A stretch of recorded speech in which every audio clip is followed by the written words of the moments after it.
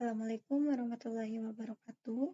Perkenalkan, nama saya Alifia Zahra dengan NPM 1184051 dari kelas MPI 3B. Ini saya akan mempresentasikan mata kuliah sistem tersebar dengan materi sinkronisasi clock. Dua outline yang akan saya jabarkan yaitu penjelasan sinkronisasi clock dan juga penggunaan pada smartphone ataupun yang lainnya, penerapan dari sinkronisasi clock-nya sendiri. Pertama-tama saya akan membahas materi pertama yaitu penjelasan sinkronisasi clock. Sinkronisasi clock merupakan salah satu problem yang berkaitan dengan koordinasi waktu pada suatu sistem komputer. Jadi, semua komputer itu memiliki rangkaian pencatat waktu yang disebut juga dengan clock.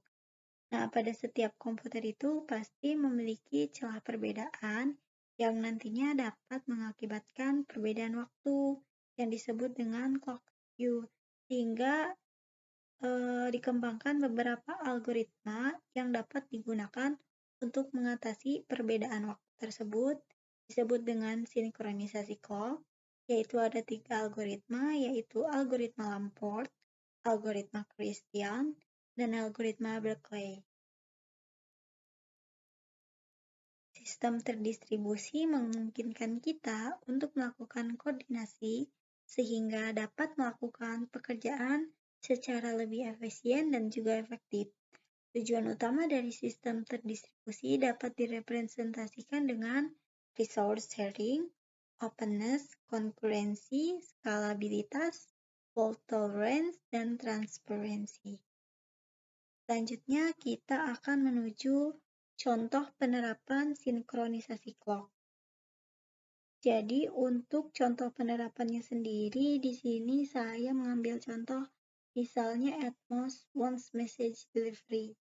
Jadi setiap pesan membawa pengenal koneksi dan timestamp. Untuk setiap koneksi, server menyimpan timestamp terbaru ke dalam tabel. Jadi misalnya sudah ditetapkan timestamp-nya untuk koneksi tersebut. Misal ada yang masuk ke timestamp yang sudah ditentukan tuh misalnya 2143, ada yang masuk sebelumnya tuh jadi 2142.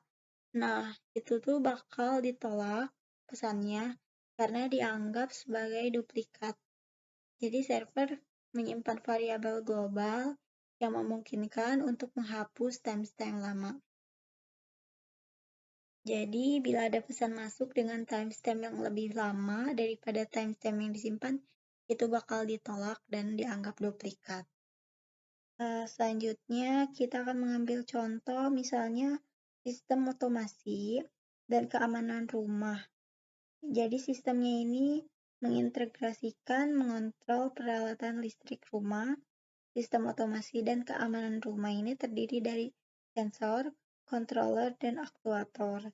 Jadi controller sistem biasanya beroperasi secara otomatis, yang artinya controller harus diprogram ulang jika ditambahkan sensor maupun aktuator. Lalu untuk clock-nya sendiri ini, dia menggunakan SPI, serial data output, untuk mentransmit 8 bit data serial untuk menerima 8 bit data serial. Jadi serial clock-nya ini digunakan untuk sinkronisasi clock antar perangkat. Pada komunikasi SPI-nya sendiri, perangkat yang dihubungkan itu bisa lebih dari 2, dengan ketentuan satu perangkat berperan sebagai master dan satu lainnya sebagai slave. Dalam hal ini, perangkat master nantinya itu membangkitkan clock dan memilih perangkat slave yang diajak berkomunikasi. Jadi, yang dapat berkomunikasi itu hanya perangkat master, serta juga perangkat slave yang dipilih yang dapat diajak berkomunikasi pada satu waktu tersebut. Nah, perangkat master ini yang memilih perangkat slave yang nantinya akan diajak berkomunikasi dengan mengirimkan sinyal enable ke pin SIP enable atau si A, si I. Kemudian ini tuh merupakan salah satu contoh penggunaan komunikasi untuk antarmuka microcontroller dengan SD card. Mungkin cukup sekian yang dapat saya sampaikan dan jabarkan. Kurang lebihnya mohon dimaafkan. Wabillahi taufiq wal hidayah. Wassalamualaikum warahmatullahi wabarakatuh.